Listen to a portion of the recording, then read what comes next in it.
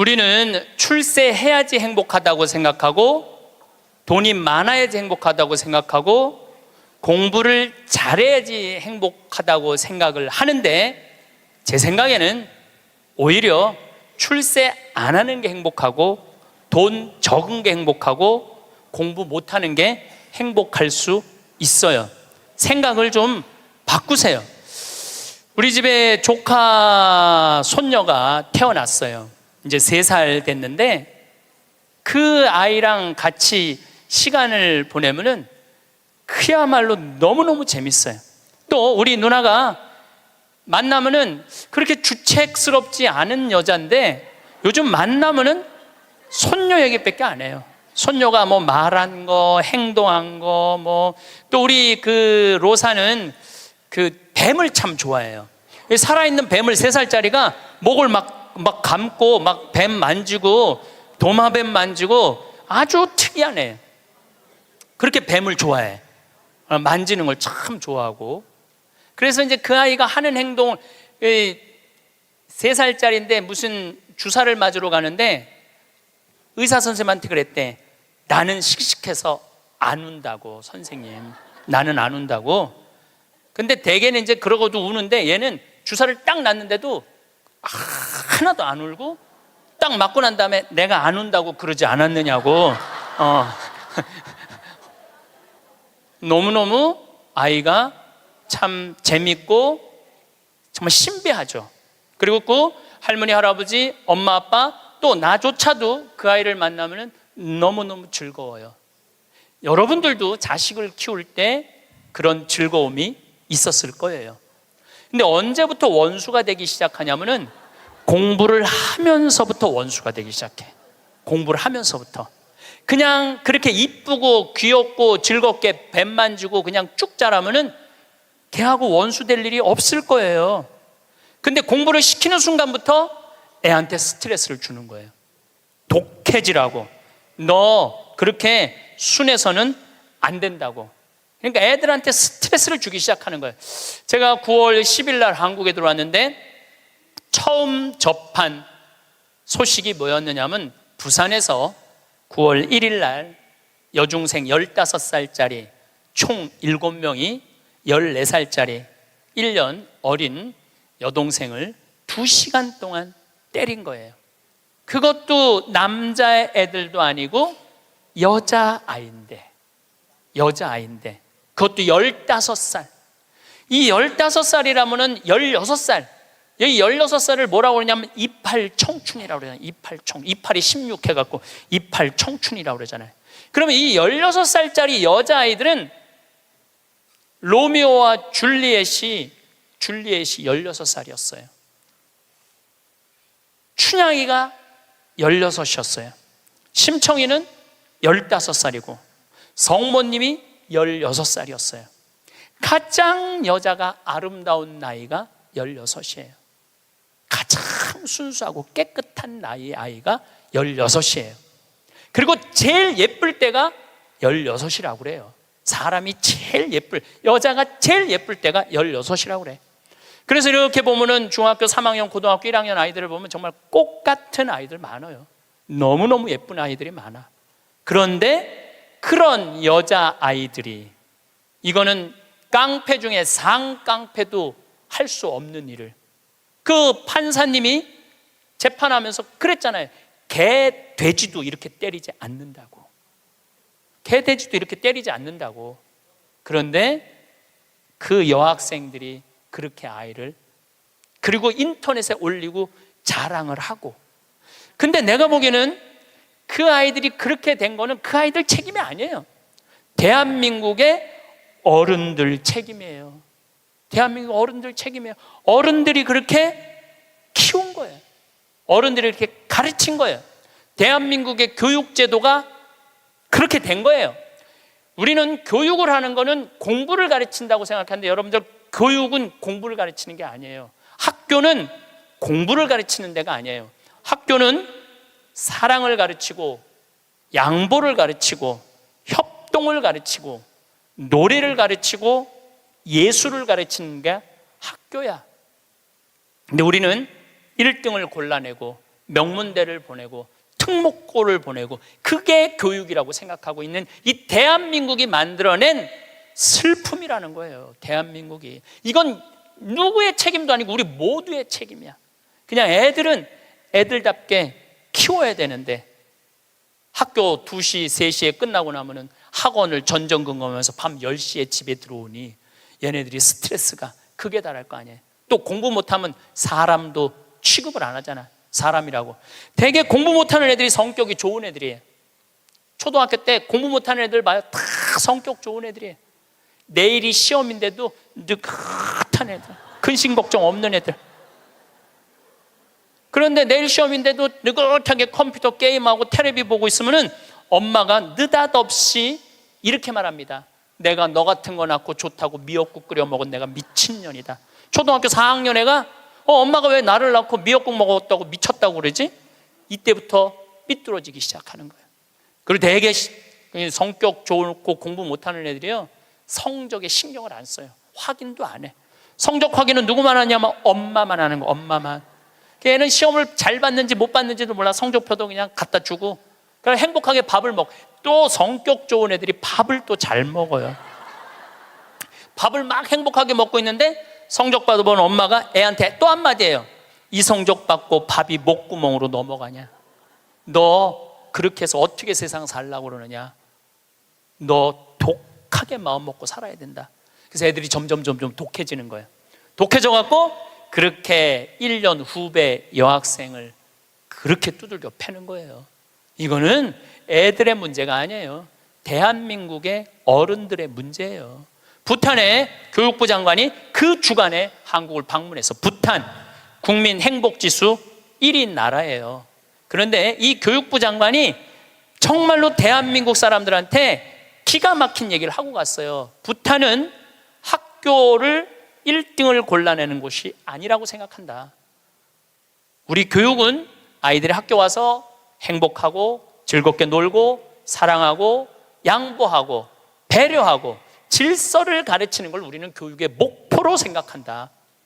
근데 우리는 하버드 대학을 보내야 되고 서울 대학을 보내야 되잖아요. 내가 그 얘기를 하니까 우리 후배 신부들하고 한 달에 한 번 모임이 있는데 후배 신부 하나가 그러더라고요. 신부님, 그 말 들어보니까 그래요. 어떤 아이가 엄마가 하버드대 그래갖고 애가 하버드대를 딱 합격하고 난 다음에 엄마한테 엄마 원하는 하버드대 갔어. 나 찾지 마. 그리고 사라졌대요. 아직까지 안 나타났대요. 아이가. 그러니까 하버드 대학은 누가 가고 싶었던 거야?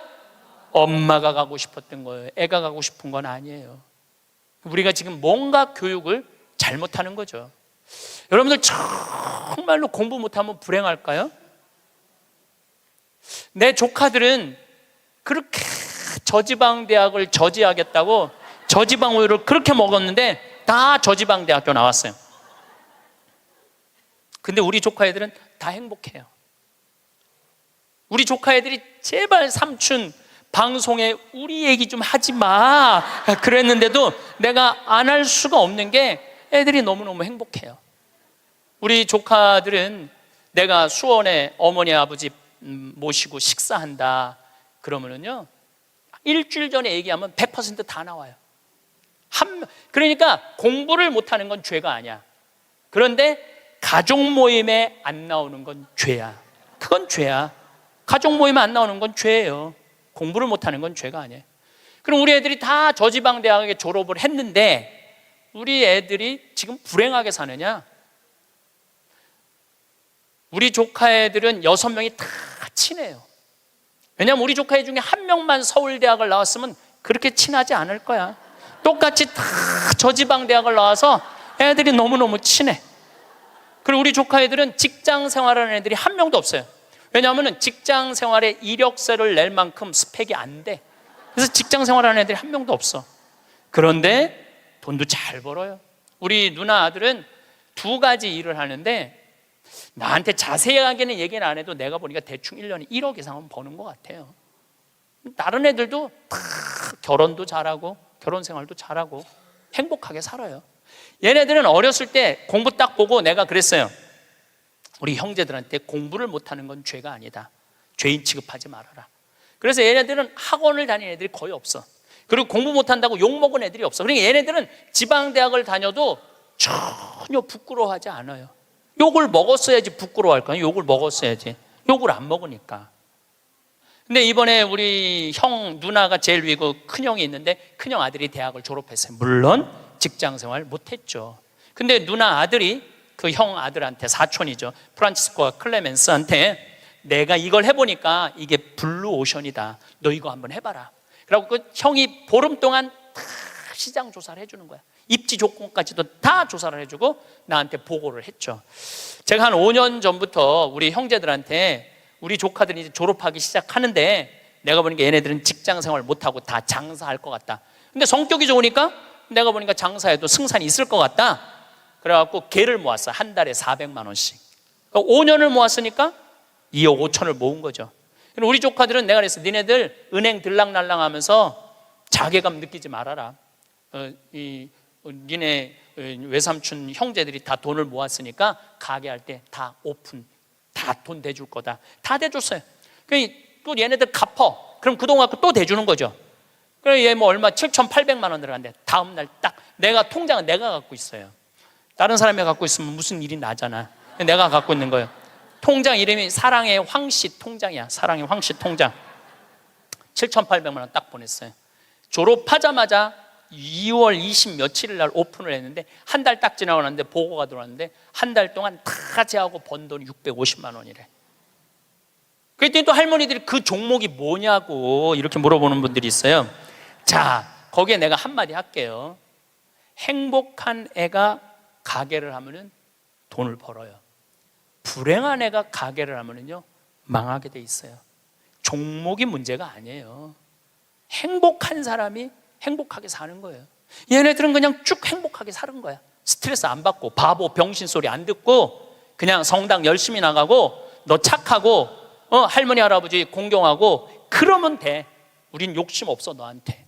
쭉 행복한 애들이 행복하게 사는 거예요. 얘네들 판검사 안 돼도 난 하나도 부끄럽지도 않고 난 내 조카들이 너무너무 자랑스러워요. 열심히 살고 얼마나 좋아요. 꼭 공부를 잘해야지 행복한 거는 아니다. 그냥 성실하고 착하고 마음이 따뜻하면은요 다 살아가요. 우리 생태마을에 우리 직원들이 40명이 있어요. 왔다 간 사람이 한 100명도 넘을 거예요. 근데 제가 내린 결론은 행복하게 자란 애가 직장 생활도 잘한다야.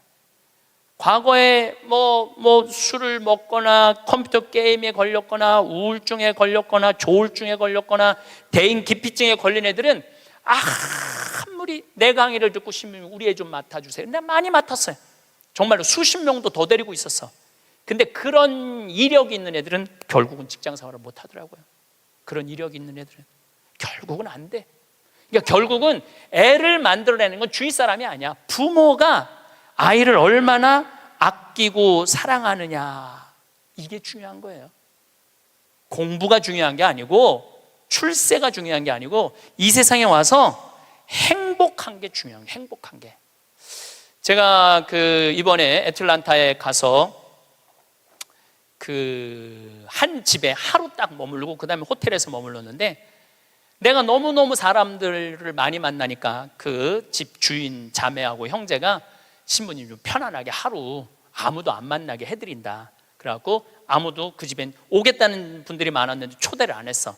대신 아들이 하나 있는데 아들이 미국에서 두 번째로 좋은 테크 유니버시티, 그러니까 기술 대학교인데 4학년이래. 근데 아들한테 전화를 한 거야. 우리 집에 신부님 오셨으니까 너 와서 저녁 먹고 가라, 기숙사에서. 근데 내가 1시에 이제 좀 씻고 좀 방에서 누워서 쉬고 있는데 얘가 3시에 왔어. 3시에 와갖고 엄마하고 두런두런 얘기하면서 엄마 음식 준비하는 걸 다 옆에서 돕더라고요. 고기도 굽고 6시에 밥을 먹는데 아이가 너무너무 얼굴에 순해. 너무너무 순하고 깨끗하고. 근데 밥을 먹고 이야기를 두런두런하고 밥 먹고 난 다음에 끝났는데 10시까지 나하고 얘기를 하는 거예요. 색소폰을 연주를 기가 막히게 하는데 자기 연주한 것도 다 보여줘가면서 밤 10시가 되니까 엄마가 너 이제 기숙사 가라고 10시에 집에를 가더라고요. 학교를. 내가 여러분들 집에 갔어. 여러분들 자녀 중에 서울대학 법대 다니는 애가 있어. 근데 내가 여러분들 집에 방문했어. 5분 신부님 오니까 너 우리 집에 와서 저녁 식사해라. 그러면 와서 3시부터 밤 10시까지 식사 같이 할 자식이 얼마나 있을까요? 내가 보기에는 거의 없어요. 왜냐하면 내가 본당 신부 때 가정 방문하면은 방에 있는데도 나오는 애가 거의 없어요. 자기 공부한다고. 아니, 본당 신부님이 가정 방문을 했는데 방에 있는데도 안 나와. 이게 지금 대한민국의 교육의 현실이에요. 그게 여러분들 훌륭하게 키우는 거예요? 우리 집에 손님이 왔는데, 그것도 본당 신부가 왔는데 자기 공부한다고 내가 거기서 미사하고 한 2시간 있어도 얼굴도 안 비치는 자식들 천지예요. 그러니까 우리는 뭔가 지금 잘못하고 있는 거예요. 또 잊지 못하는 애가 또 하나 있어. 세크라멘토에 강의를 갔는데 총회장님 집에서 제가 머물렀어요. 밤 10시에 강의가 끝나고 저녁에 갔는데 그 집 아들이 대학교 4학년이었어요. 그런데 이제 총회장이 치과 의사라 이렇게 게스트하우스가 따로 있더라고요. 근데 거기서 이제 와인을 한 잔 먹고 이 얘기 저 얘기 했는데 1시 반까지 얘가 내 앞에서 시중을 들더라고요. 또 내가 물어봤어요. 야, 너 내일 학교 가야 된다며 왜 방에 안 들어가냐? 우리 집에 손님 왔는데 내가 어떻게 들어가서 자느냐. 나 그걸 아직도 잊지 않아요. 그리고 내가 신부님 잠자리 게스트하우스에 신부님 잠자리까지 봐줘야 되겠다는 거예요. 세크라멘토가 굉장히 덥거든요. 내 이불까지 봐주고 에어컨 온도까지 다 하고 나 침대에 눕는 거 보고 가더라고요. 근데 내가 왜 이 얘기를 하느냐면은 얘가 이제 대학원, 그러니까 의대는 보통 4학년 학부 끝나고 의대를 가거든요. 치대를 갔어. 라스베가스에 있는 치대를 갔는데 아버지가 굉장히 서울 치대 나와갖고 굉장히 돈을 많이 버는 분이에요. 근데 치대를 가서 얘는 군의관으로 지원을 했어. 군의관으로 지원을 하면 의대가 1년에 학비가 1억이래요. 그 학비를 국가에서 다 대줘. 그 용돈도 다 내줘. 야, 너 아버지 돈 많은데 아버지한테 돈 달라고 그러지 왜 네가 군의관까지 지원을 하느냐? 근데 또 그 아이가 또 잊지 못하는 말을 했어요. 내가 왜 엄마 아빠의 미래를 빼앗아야 되느냐고.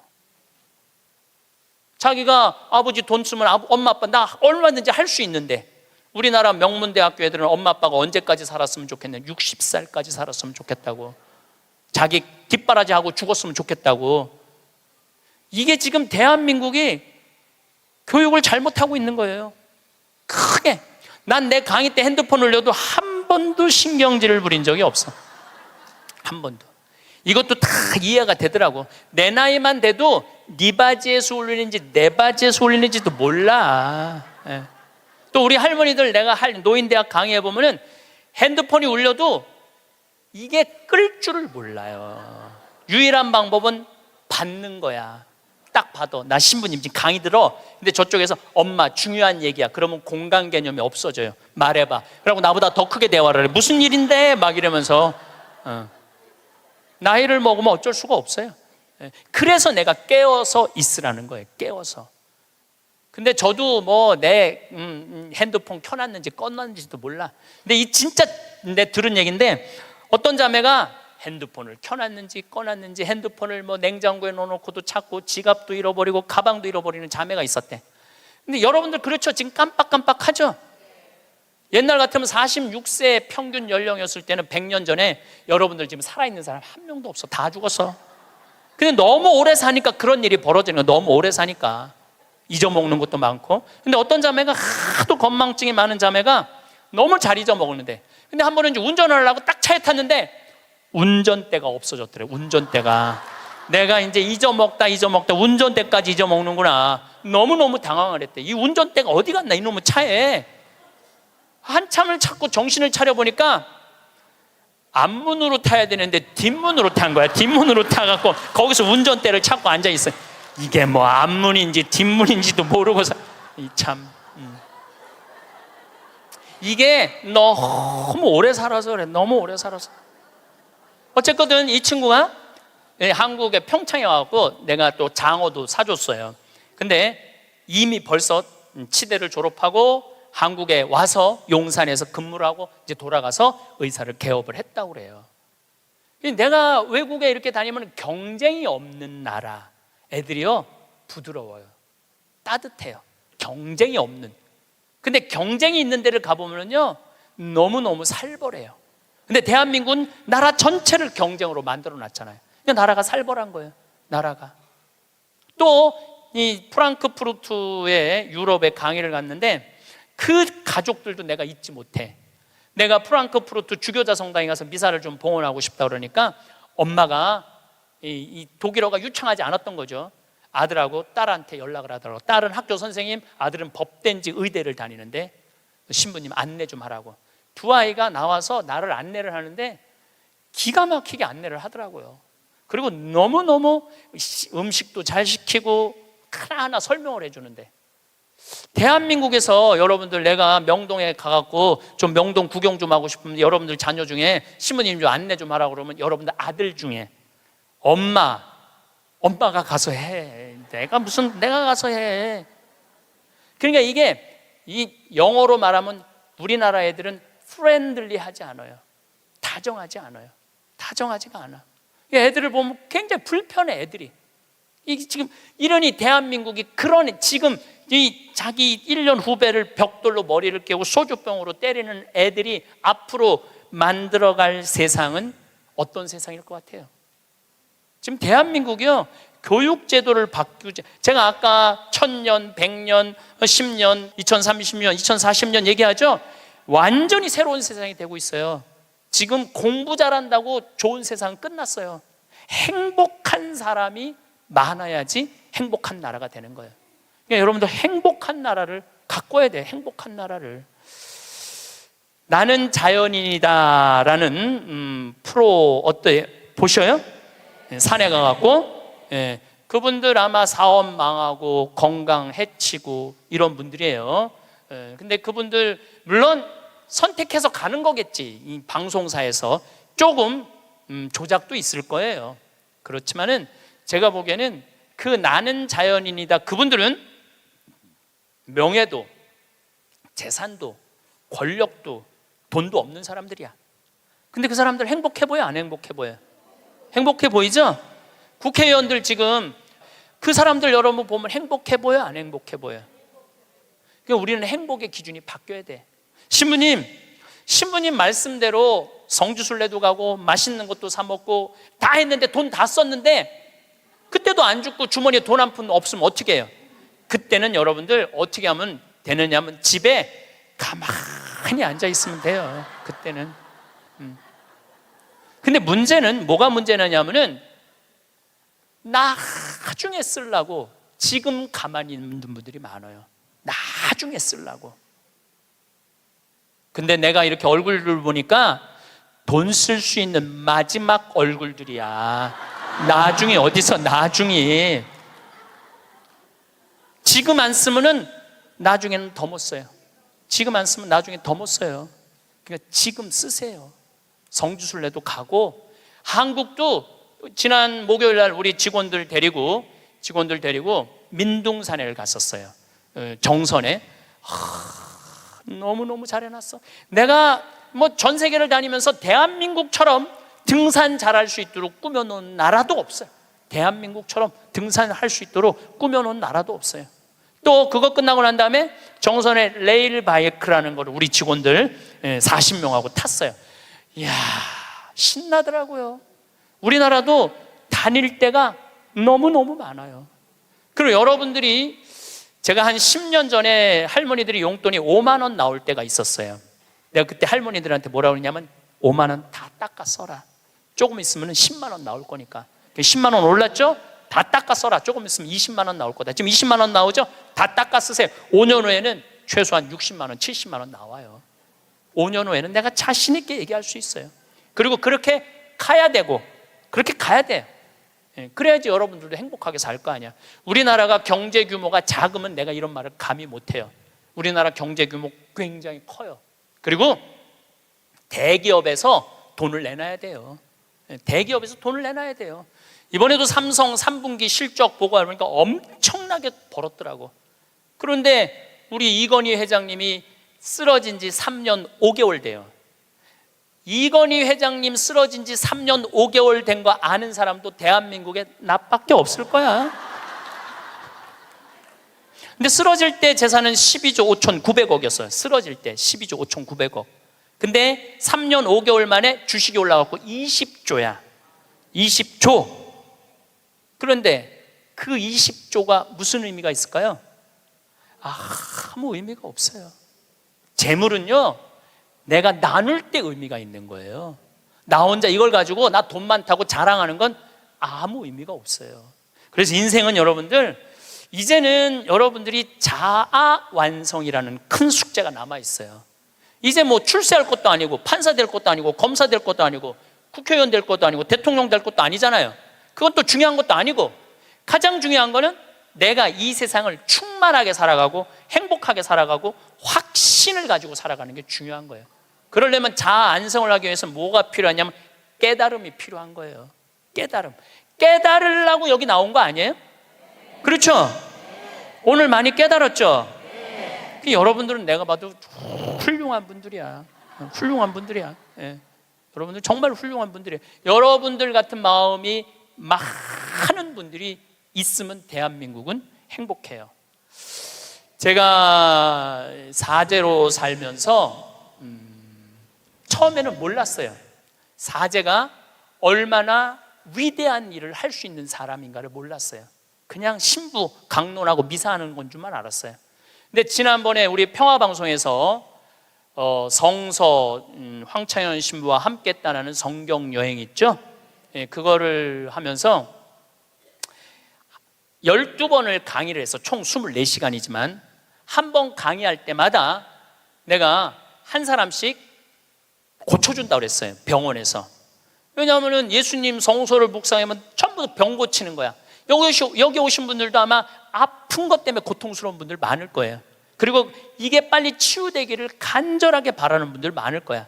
근데 문제는 나는 말씀의 은사는 받았는데 치유의 은사를 못 받았어요. 난 진짜 치유의 은사가 없는 것 같아. 남들은 안수기도 하면 막, 우리 오홍진 신부님 한참 젊었을 때 성령 충만했을 때 이쪽 쓰러진다면 이쪽 100명 쓰러지고 저쪽 100명 쓰러지고 그러는데, 나는 25년 동안 안수기도를 그렇게 했는데도 쓰러진 사람이 한 명도 없어요. 정말로. 그리고 그게 치유 은사 있는 신부들이 있어요. 확실히 그걸 내가 느껴요. 분명히 있는 분들이 있어요.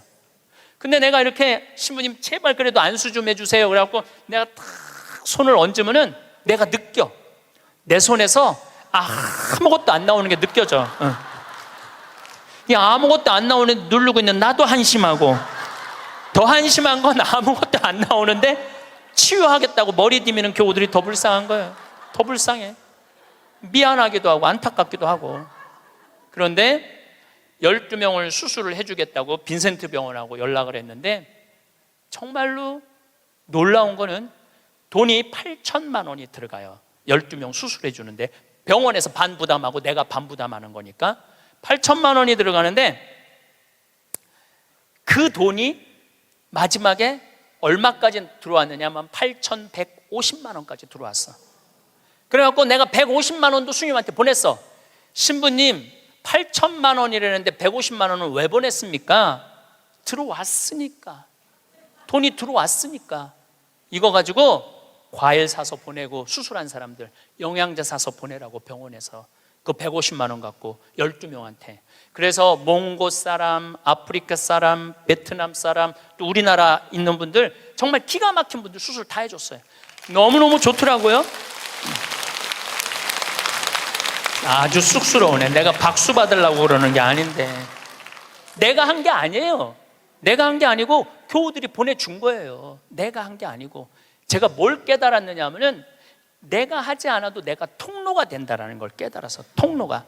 그런데 더 놀라운, 이건 박수 받을 게 아니라 더 놀라운 거는 그 성경 여행에 그걸 보면서 할머니들이 돈을 보내준 거야. 할머니들이 돈을 보냈는데 그 할머니 아마 돌아가셨을 수도 있어. 전라도 광주에 있는 할머니인데 평창에 피정을 오셨어. 신부님, 저 온몸에 암이 다 퍼졌습니다. 아마 2달, 지난 6월 달에 와서 할머니가 나한테 한 얘기예요. 2달, 3달밖에 못 살 것 같습니다. 그런데 제가 나는 죽어도 신부님이 죽어가는 사람 수술해 주는 거 방송을 통해서 봤습니다. 제가 신부님 평생 모은 돈 2천만 원을 8월 며칠이면 그걸 탄대. 그걸 보내드릴 테니까 저는 죽지만은 신부님 2사람 살려달라고 돈을 보냈어. 2천만 원을 8월. 나는 이제 뭐 미국에 있었으니까 한국에 들어와 보니까 돈이 들어와 있었더라고, 할머니가.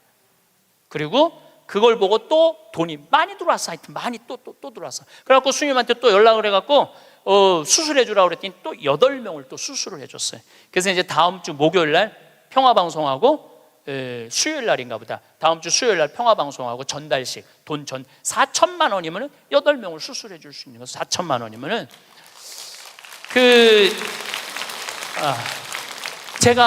저는 한 푼도 안 냈어요. 저한테 박수 치지 마세요. 저는 한 푼도 안 냈어요. 근데 제가 뭘 깨달았느냐 하면은 내가 좋은 지향을 가지고 저는 이런 일을 하고 싶습니다. 이렇게 도와주고 싶습니다. 내 이 지향을 가지고 살면은 하느님이, 그리고 하느님을 사랑하고 하느님 나라를 사랑하는 교우들이 도와주는구나. 그러니까 내가 심부름의 역할은 할 수 있는 거 아니냐. 그런 걸 깨달으니까 이제 어려운 데를 찾아서 도와주게 되더라고요. 근데 놀라운 거는 이제 얼마 전에는 외방선교에서 필리핀 바기오라는 곳에서 이상원 배다라는 젊은 신부가 10년 동안 거기 농민들을 위해서 살았대. 유통 시스템을 하고 싶대. 냉동차가 있으면은 마닐라로 그 농사진 걸 보낼 수 있대. 그래서 그것도 또 5천만 원을 도와줬어요. 근데 내 돈으로 도와주는 게 아니에요. 도와주라고 보내주는 분들이 너무너무 많은 거야. 그래서 아마 다음 달에는 내가 그 이제 동영상을 여러분들 보면은 기가 막힐 거예요. 그 아프리카 잠비아에 지금 이루어지고 있는 일들을 보면은 기가 막힐 거예요. 그래서 여러분들도 내가 왜 사는지 그걸 깨달아야 돼. 내가 왜 사는 이유가 있을 거 아니에요. 그냥 살아? 내가 하다못해 여러분들 자식들한테도, 성당 나오는 자식들한테, 성당 안 나오죠 자식들, 여러분들은 전부 다 열심히 한 분들 아니야? 그럼 제일 고민이 뭐야? 자식 성당 나오는 거 아니야? 그렇죠? 성당 나왔으면 좋겠어. 근데 애들은 성당 나가기 싫어. 먹고 살기도 바쁘고 성당 나가면 이거 해라 저거 해라 싫어. 그래서 성당 나가기 싫은데 오래간만에 엄마네 집에 갔는데, 어머니네 집에 갔는데 80 넘은 어머니가 웃으면서 얘기해도 성당 나갈까 말까 한데, 머리는 하얗고 얼굴엔 주물이 자글자글하고 웃어도 이쁠까 말까 한데 거기다 인상을 써가면서 성당 좀 나와. 어떤 놈이 성당 나가고 싶어? 더 나가기 싫지. 근데 여러분들 그렇게 말하면 그건 성교가 아니에요. 아들이 오래간만에 오잖아요. 얘야, 내가 하느님을 믿으니까 참 행복하다. 내가 지난번에 삼성산 성제 가고 신부님 강의를 들었는데 출세하는 거 그거 부러울 큰 없다고 그러더라. 나는 우리 아들이 더 자랑스럽다. 나는 너를 보면은 너무 자식 하나 잘 얻었다고 생각한다. 나는 하느님한테 너무너무 감사하고 내가 사는 게 너무너무 기쁘다. 한마디 또 해서 신부님이 나를 얼굴을 보는 돈 쓸 수 있는 마지막 기회라고 그러더라. 그래서 내가 지난번에 냉면 가서 사 먹었는데 오장동에 가서 냉면 사면 너무 맛있더라. 나는 하느님 믿어서 너무너무 행복하다. 그리고 여러분들이 돌아가셔서 세상을 떠났어. 난 천당 갈 거다. 아들이 먹고 살기 힘들고 사는 게 지칠 때 엄마 생각하겠죠. 야, 우리 엄마가 살아생전에 그렇게 하느님 믿어서 행복하다는데 나도 하느님한테 가야지. 여러분들이 하늘나라의 증표가 될 수 있는 거예요. 그것도 나누는 거예요. 그것도 저는 물을 볼 줄 알아요. 밑에 또 물 봐달라고 그러는 사람 또 있으면 안 되는데 운물, 그러니까 대수층에 한 20m, 30m의 물을 봐요. 근데 한국에서는 제가 물 안 봐요. 아프리카에서, 잠비아에서는 내가 물을 봐요. 여기 물 나온다 찍으면 딱 나와. 그거 얼마나 좋은지 몰라. 내 능력으로 여기에 우물을 팔 수 있는 자리를 찍어낼 수 있다는 게 얼마나 좋은지 몰라요. 얼마나 좋아. 그러려면 뭐를 해야 돼? 공부를 해야지. 그냥 봐. 배워야지. 내가 그래서 물 보는 책을 2권, 3권을 사서 읽었어요. 수맥 보는 방법을. 그 논문으로도 나왔더라고. 그게 그냥 하는 게 아니라 논문으로 나왔더라고. 논문으로. 그러니까 내 차에는 항상 그 은 막대가 있어요. 그것도 보기 쉬워요. 하나 깨달으면 하나 나눠줄 수 있잖아. 그러니까 여러분들도 공부하라는 거예요. 공부. 신부님 어떻게 공부를 해요? 이 유튜브가 대학교예요. 유튜브 안에 이 성서 강의도 다 올라와 있어. 그리고 요즘 4차 산업에 대해서 기가 막히게 교수들이 해놨더라고요. 그러니까 여러분들 공부하세요. 맨날 드라마나 그냥 맨날 네 아들이냐 내 아들이냐 뭐 이런 거 그런 거 시청하지 마시고 좋은 유튜브 공부 많이 하세요. 그리고 이렇게 피정 다니는 것도 최고의 공부야. 자, 깨달음을 얻었다면 그 다음에 하는 일은 나눔이야. 나눔. 빌 게이츠, 이 참 대단한 사람이에요. 빌 게이츠 부인이 멜린다예요. 빌 게이츠하고 워렌 버핏이 지금 자선 기금을 거의 $1,000억 모았어요. 그런데 빌 게이츠는 돈을 벌고 멜린다라는 부인은 자선 사업을 해요. 아프리카에 말라리아, 에이즈, 내가 거기 가보니까 그 재단에서 약을 보내주더라고요. 그래갖고 그 멜린다 여사가 지금 살린 사람만 70만 명을 살렸대요. 70만 명을 살렸대. 여러분들 멋있지 않아요? 그 정도 부분은 돼야죠. 그리고 빌 게이츠 하는 일이 너무너무 멋있으니까 워렌 버핏은 그 자기 재산을 빌 게이츠 재단에 다 내놨어요. 네가 정말 잘 쓴다. 그러니까 멜린다라는 부인이 너무너무, 근데 이 멜린다라는 부인은 그냥 돈을 주는 게 아니야. 아프리카에 직접 가요. 1993년에 아프리카를 전부 다 한번 돌아봐요. 그리고 그 사람들 아픔을 직접 보면서 어떻게 도와줘야 되는지를 아는 거야. 그러면서 너무너무 행복해요. 저는 아프리카 잠비아를 간 지 이제 5년이 되는데 정말 잠비아에 갔다 올 때마다 심장이 벌렁벌렁 거려요. 우리 대한민국이 할 수 있는 일은 너무나 많아요. 처음에는 의사가 3명인데 5년 만에 몇 명으로 늘어났냐면 12명으로 늘어났어요. 안과 의사, 치과 의사. 이 피부과 의사까지 오면 더 좋을 것 같아요. 왜냐하면 거긴 피부가 엉망이거든요. 피부과 의사까지만 가면은 완벽한, 올해도 1,000명을 진료해주고 왔어. 올해도 1,000명을 진료해주고 왔어. 그 사람들 이 백내장 안 보여. 처음에는 수술하러 오라니까 한 명도 안 왔어. 왜 안 하냐? 눈알을 빼는 줄 알고 수술하면은. 근데 이 백내장을 걷어주니까 막 춤을 추는 거예요. 그러면서 의사 선생님들이 10일이라는 시간을 내면서 가면서 사는 보람이 있다는 거예요. 깨달음이 있으면은 나눔이 있고, 나눔이 있으면은 기쁨이 있고, 기쁨이 있으면 감동이 있는 거예요. 그런데 문제는 그곳에 함께 한 분들의 이야기는 그런 얘기를 해요. 신부님, 내가 잠비아에 와서 내 인생의 가장 찬란한 시간을 보내고 있다고. 우리 인간은요, 나만을 위해서 살면 아름답지도 않고 위대하지도 않아요. 어려운 이웃을 돕고. 그런데 이 잠비아를 떠나는 사람들은 대단한 능력을 가지고 있는 사람들도 떠나지만은 평범한 아줌마들도 함께 떠나요. 올해 20명이 자원봉사자들을 모았는데 110명이 지원을 했어. 한국에서. 그 중에 90명이 떨어졌어. 90명이 떨어지면서 한다는 소리가 내 돈 내고 내가 가서 봉사하겠다는데도 떨어져야 되느냐고 그런 얘기를 하더라고요. 저는 이제 대한민국이 정말로 행복하려고 그러면은 나눠야 돼요. 대한민국이 행복하려고 그러려면은 지금 교육제도는 바뀌어야 돼요. 학교에서 등수 매기지 말아야 돼요. 학교에서 지금 고등학교 애들 음악 시간, 체육 시간 없애고 있어요. 공부해야 된다고. 내가 보니까 정신 나간 짓이에요. 아이들이 노래를 하면서 공을 차면서 사회성을 배우는 거예요. 책상에 앉아서 공부만 하잖아요. 얘네들은 아무것도 쓸데없는 애들이에요. 여러분들 공부 못하면 신부님 뭘 먹고 살아요? 지금 대한민국의 공장에 외국인 노동자가 150만 명이에요. 우리 형님도 공장을 운영하는데 외국인도 한 달에 240만 원을 줘야 된대요. 그러면은 내가 펜대 굴릴 생각 안 하고 몸으로 해갖고 여러분들 지금 공장에 가면은 천지가 돈 2, 300만 원 다 받아요. 근데 우리는 뭐만 배웠어?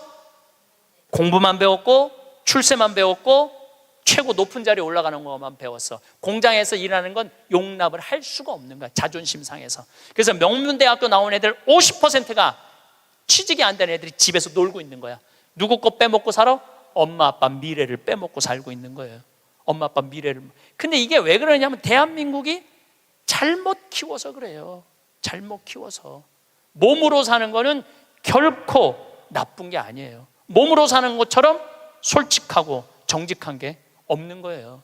그래서 여러분들도 정말 애들을 공부로 가르치지 말고 사람을 가르치는 교육을 저는 했으면 참 좋을 것 같아요. 이제 다음 달에는 제가 마지막으로 이렇게 살았으면 어떻게 죽어야 되느냐. 이 죽는 것도 큰 숙제예요. 여러분들 최고의 숙제가 뭔지 알아요? 잘 죽는 거예요. 잘 죽는 거. 내년 2월 달부터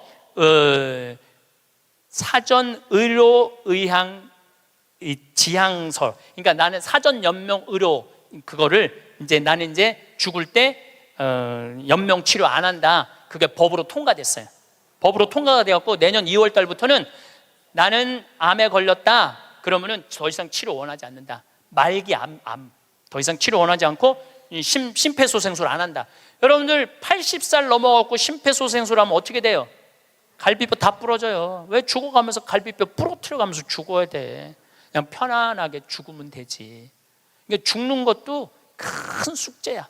우리는 평생 무언가를 손에 쥐기 위해 애쓰며 살아갑니다. 마치 사막의 신기루를 보고 물인 줄 알고 달려가는 사람처럼 저 너머에 빛나는 것이 행복일 것이라 믿으며 숨 가쁘게 달려왔습니다. 남들보다 조금 더 나은 자리, 조금 더 넉넉한 살림, 자식들의 빛나는 이름표 같은 것들입니다. 그것들을 손에 넣으면 목마름이 해결될 것이라 생각했습니다. 하지만 막상 가까이 다가가 보면 그것은 손에 잡히지 않는 아지랑이일 때가 많습니다. 어느 날 문득 뒤를 돌아보면 손에 쥔 것들이 과연 나에게 진정한 기쁨을 주었는지 생각에 잠기게 됩니다. 어쩌면 행복은 무언가를 더 채우는 것이 아니라 불필요한 것들을 덜어내는 일일지도 모릅니다. 꽉 쥐었던 손을 활짝 펴고 마음에 쉴 새 없이 불던 바람을 잠재우는 일 말입니다. 어린아이의 웃음소리를 들어본 적이 있으십니까? 세상의 어떤 소리보다 맑고 순수한 그 소리에는 아무런 조건이 없습니다. 아이는 자신이 가진 장난감의 가격을 생각하지 않고 부모의 사회적 지위를 신경 쓰지 않습니다. 그저 지금 이 순간 눈앞의 작은 세상이 즐거워 온몸으로 웃습니다. 그것이 바로 꾸미지 않은 본래의 기쁨입니다. 하지만 아이가 자라 학교에 들어가고 받아쓰기 점수와 성적표가 아이의 세상에 들어오는 순간부터 많은 것이 달라집니다. 부모의 얼굴에는 걱정이 늘고 아이의 어깨는 무거워집니다. 우리는 아이들에게 사랑을 가르치기보다 경쟁에서 이기는 법을 먼저 알려주곤 합니다. 더 독하게, 더 치열하게 살아야 한다고 다그칩니다. 숲속의 나무들은 서로를 시기하지 않습니다. 소나무는 장미를 보며 왜 나는 아름다운 꽃을 피우지 못할까 한탄하지 않고, 장미는 소나무를 보며 왜 나는 저렇게 하늘 높이 솟지 못할까 슬퍼하지 않습니다. 각자 자신에게 주어진 모습 그대로 묵묵히 뿌리를 내리고 하늘을 향해 자라날 뿐입니다. 우리 아이들도 저마다 다른 씨앗과 같습니다. 하지만 한번 생각해 보아야 합니다. 1등을 가려내기 위한 교육이 과연 아이를 행복한 사람으로 키워낼 수 있는지 말입니다. 학교에서 사랑과 양보, 협동을 배우지 못한다면 그 아이는 어른이 되어서도 진정한 관계를 맺기 어렵습니다. 세상에는 수많은 길이 있습니다. 공부로 성공하는 길도 있지만 손으로 무언가를 만들며 기쁨을 얻는 길도 있고, 따뜻한 마음으로 다른 이를 도우며 보람을 느끼는 길도 있습니다. 성적이 좋지 않다는 이유로 아이를 나무라는 것은 마치 씨앗에게 왜 빨리 꽃을 피우지 않느냐고 윽박지르는 것과 같습니다. 모든 씨앗은 저마다 꽃을 피우는 계절이 다른 법입니다. 묵묵히 제 할 일을 하는 아이들이 있습니다. 공부는 조금 뒤처질지 몰라도 친구의 어려움을 보면 먼저 손을 내밀고 어른을 보면 먼저 고개를 숙일 줄 아는 아이들입니다. 그런 아이들이 가진 따뜻한 성품이야말로 세상에서 가장 귀한 보물입니다. 저 먼 나라 부탄의 이야기는 우리에게 깊은 생각을 하게 합니다. 그곳에서는 학교가 아이들이 행복하게 노는 법을 배우는 곳이라고 합니다. 친구들과 어울려 사랑하고 배려하는 마음을 키우는 것을 가장 중요한 공부로 여깁니다. 1등을 해서 좋은 대학에 가는 것만이 성공이라고 가르치지 않습니다. 그 결과 그 나라의 아이들은 자신이 남들보다 조금 부족하더라도 부끄러워하지 않고 스스로를 사랑할 줄 알게 됩니다. 행복한 사람이 빵을 만들어도 맛있는 빵이 나오는 법입니다. 마음이 행복으로 가득 찬 사람이 자신의 삶을 더 행복하게 꾸려나가는 것은 당연한 이치입니다. 우리의 삶도 마찬가지입니다. 어느 대학을 나왔는지가 행복을 결정하지 않습니다. 자녀가 어떤 직장에 다니는지가 내 삶의 가치를 증명하지도 않습니다. 그보다 더 소중한 것은 온 가족이 한자리에 모여 따뜻한 밥 한 끼를 나누는 시간입니다. 오래된 앨범을 펼쳐놓고 빛바랜 사진 속 추억을 이야기하고 서로의 얼굴에 늘어난 주름을 보며 함께 웃어주는 시간입니다. 사는 게 바쁘다는 핑계로 가족 모임에 빠지는 것은 내 삶의 가장 큰 행복을 스스로 걷어차는 일과 같습니다. 돈으로도 살 수 없고 세상 어떤 명예와도 바꿀 수 없는 것이 바로 가족의 사랑입니다. 혹여 가족 간에 서운한 마음이 있다면 이제는 풀어도 좋습니다. 원망을 마음에 품고 사는 것은 뜨거운 돌을 손에 쥐고 남에게 던지려 하면서 정작 자기 손만 대는 것과 같습니다. 용서는 남을 위한 것이 아니라 바로 나 자신의 평화를 위한 가장 큰 선물입니다. 자녀가 좋은 학교에 가지 못했다고, 남들처럼 큰 성공을 거두지 못했다고 속상해할 필요가 없습니다. 그저 제 몫의 삶을 성실히 살아가고 가족의 소중함을 잊지 않는 것만으로도 충분히 훌륭한 인생입니다. 미국의 어느 명문 대학에 다니는 학생이 있었습니다. 그 학생은 매일 저녁 부모님과 식사를 함께하며 그날 있었던 일을 조잘조잘 이야기했습니다. 부모는 그저 가만히 들어주며 고개를 끄덕여줄 뿐입니다. 우리의 모습은 어떻습니까? 자녀가 명문대에 가면 온 동네에 자랑하지만 정작 그 아이와 하루에 몇 마디나 진솔한 대화를 나누는지 돌아보아야 합니다. 마음과 마음이 오가는 소통이 없는 관계는 사상누각과 같습니다. 진정한 교육은 지식을 머리에 채워주는 것이 아니라 가슴을 따뜻하게 데워주는 일입니다. 나이가 들어간다는 것은 삶의 지혜가 깊어지는 과정입니다. 그리고 그 지혜의 끝에서 우리는 나눔의 기쁨을 발견하게 됩니다. 평생 나 자신과 내 가족을 위해 채우는 삶을 살았다면 이제는 비우고 나누는 삶을 통해 더 큰 행복을 경험할 수 있습니다. 나눔은 가진 것이 많아야 할 수 있는 것이 아닙니다. 따뜻한 말 한마디, 작은 미소 하나도 누군가에게는 큰 힘이 되는 나눔입니다. 내가 가진 시간과 지혜를 나누는 것도 귀한 나눔입니다. 이웃의 이야기를 잠자코 들어주는 것, 내가 먼저 살아본 인생의 경험을 젊은이에게 조용히 들려주는 것 모두가 세상을 더 따뜻하게 만드는 일입니다. 한 사제가 있었습니다. 그는 신자들과 함께 성경의 땅을 여행, 조금씩 돈을 모았습니다. 그리고 그 돈으로 아프고 가난한 사람들의 수술비를 대주었습니다. 수술을 받고 건강을 되찾은 사람들이 눈물을 흘리며 고마워할 때 그는 자신이 한 일이 아무것도 없다고 말했습니다. 자신은 그저 돈이 지나가는 통로였을 뿐 모든 것은 신의 은총과 사람들의 따뜻한 마음이 한 일이라고 겸손하게 말했습니다. 그렇습니다. 나눔은 내가 무언가를 베푸는 행위가 아니라 더 큰 사랑이 나를 통해 흘러가도록 내어주는 일입니다. 그 과정에서 우리는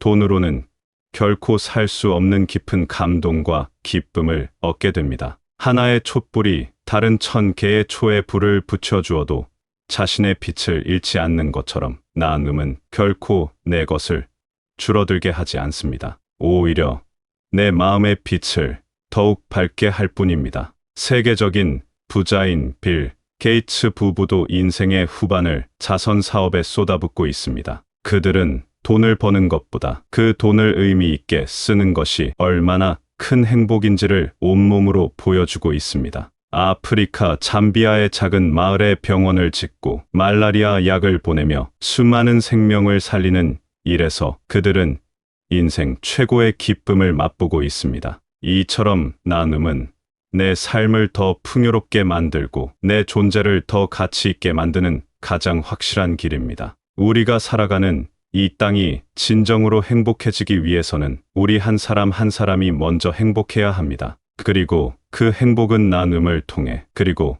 우리 아이들을 위한 교육을 바꾸는 것을 통해 시작될 수 있습니다. 학교에서 아이들의 등을 떠미는 경쟁을 멈추고 함께 노래하고 운동하며 어울리는 법을 가르쳐야 합니다. 공부를 잘하는 아이도, 손재주가 좋은 아이도, 운동을 잘하는 아이도 모두가 소중한 존재임을 인정해 주어야 합니다. 몸으로 땀 흘려 일하는 정직한 사람이 존중받는 사회가 되어야 합니다. 좋은 대학을 나왔지만 일자리를 구하지 못해 방황하는 젊은이들이 많은 것은 우리 사회가 그동안 잘못된 교육에 매달려 왔다는 증거입니다. 이 인생은 사계절과 같습니다. 모든 것을 배우고 꿈꾸던 봄, 열정적으로 사랑하고 일하던 여름을 지나 이제 우리는 풍요로운 가을의 문턱에 서 있습니다. 가을은 봄의 화사함이나 여름의 뜨거움은 없지만 모든 것이 무르익어 가는 충만함과 깊이가 있습니다. 우리는 저마다 다른 길을 걸어왔고 수많은 오르막과 내리막을 지났습니다.